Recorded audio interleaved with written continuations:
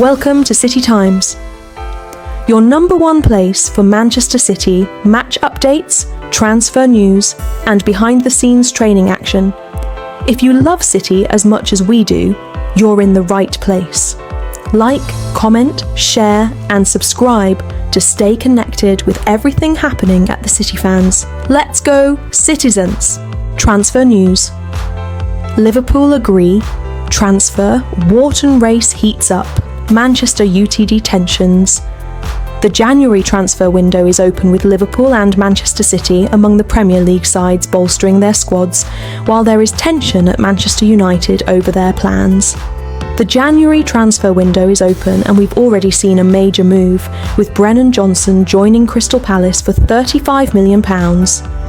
Antoine Semenyo is expected to be the next big deal, with his £65 million move from Bournemouth to Manchester City still in the pipeline.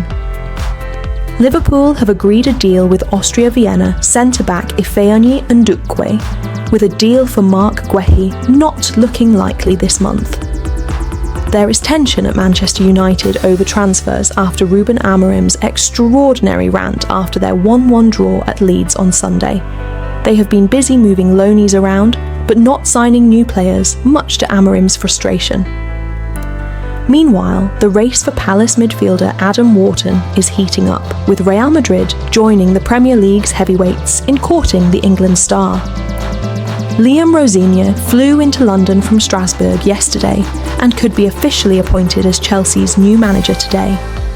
The 41-year-old former Hull City manager flew in with Strasbourg president Mark Keller and sporting director David Weir on Sunday and will succeed Enzo Maresca. Negotiations should be straightforward, given Strasbourg are owned by Blueco and are Chelsea's sister club. Manchester United defender Harry Amas is a wanted man. The 18-year-old has been enjoying himself on loan at Sheffield Wednesday, but his deal there is about to run out. Wednesday want to keep him, and Amas would be happy to stay, but United could decide to send him elsewhere, given the Owls' predicament at the bottom of the Championship. Watford have emerged as another suitor after Chelsea recalled the injured Caleb Wiley, leaving them short at left-back. Adam Wharton has been strongly linked with Manchester United, Liverpool, Chelsea and Manchester City, and now Real Madrid have reportedly entered the race for the Crystal Palace midfielder. Spanish newspaper AS notes that Wharton has been offered to Real, who are not currently considering a move in the January transfer window, but could enter the race in the summer. Want to play? Nathan Ake gives transfer update on Manchester City. Future Manchester City defender Nathan Ake has been linked with a January move away from the club amid a lack of game time. Nathan Ake has been told he needs to play more football to secure his World Cup spot by Netherlands boss Ronald Koeman. The Manchester City defender was coy about a potential move in the January transfer window, with 6 months before the Showpiece International Tournament in the summer. Ake is a senior figure under Koeman, and that counts for a lot. Yet at the same time, the coach has mentioned publicly the player's frustration at a lack of minutes at the Etihad. Ake revealed after the Premier League draw with Sunderland that he has been told it has been difficult to select him with others ahead of him in the City pecking order. The 30-year-old made just his third Premier League start of the season at the Stadium of Light and must battle with Josko Gvardiol and Ruben Dias, as well as Abdulkadir Kusanov and the currently injured John Stones for a place in the team. His situation has raised the possibility of a January move, with a number of clubs interested as Dutch boss Koeman looks on. He has said to me a few times actually that he wants me to play more, and sometimes it is difficult to call me up if I don't play a lot, that's obvious, said Ake. Every player wants to play as much as possible, while also appreciating that the team is doing really well and the players in my position are doing really well, so I have to keep going and wait for chances. The only thing I can say is I keep fighting every time. You want to play every game. I'm not going to say I should play every game, because Ruben, Josko, Nico, O'Reilly and the whole defence have been doing fantastic, but every player wants to get minutes. So the only thing I can do is fight and try to get opportunities like today, and we will see in the future what happens. City would like to keep hold of an experienced player, and his reading of the game at Sunderland helped the team to navigate a difficult game at a ground where no away team have picked up 3 points this season in the Premier League. As impressive was Ake's recovery from an injury he picked up in the 3rd minute, with Guardiola ready to replace him before he brushed off the issue and played the full match. "I twisted my knee and felt something weird the whole game actually every time I passed," he said.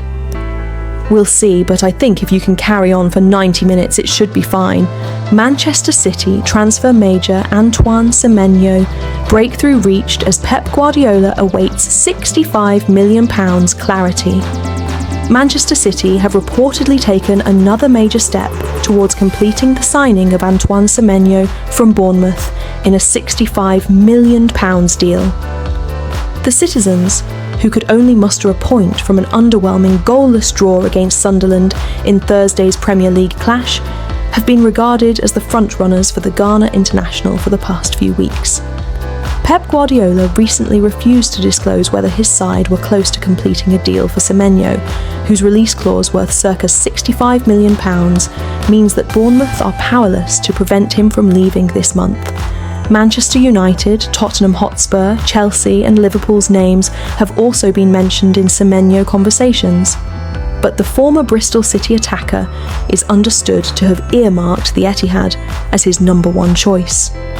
Jacobs adds that there should be clarity over Semenyo's official transfer date before the close of play on Friday, one day before the Cherries face Arsenal in the Premier League.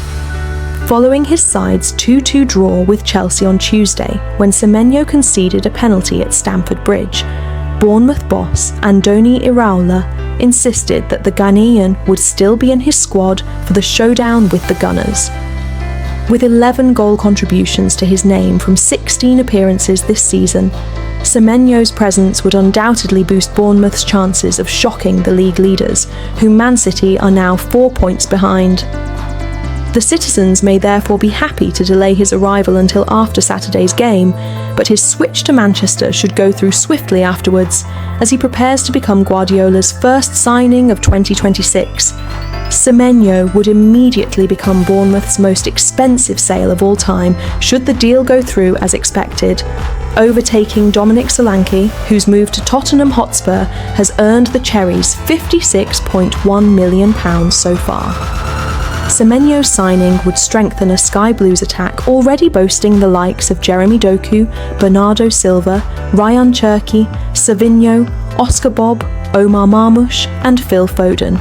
But there should not be room for all